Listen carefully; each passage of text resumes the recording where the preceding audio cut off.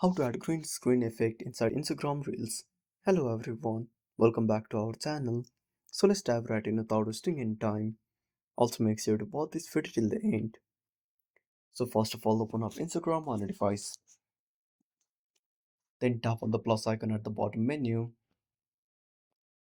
Now simply select Reel. Then tap on the camera icon.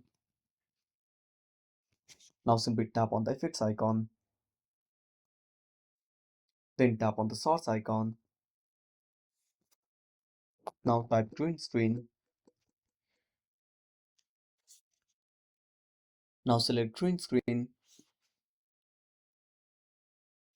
Now simply tap on change background. Then select scenes and select the background. And that's it. Thanks for watching. Make sure to subscribe our channel and hit the bell icon. See you in the next video.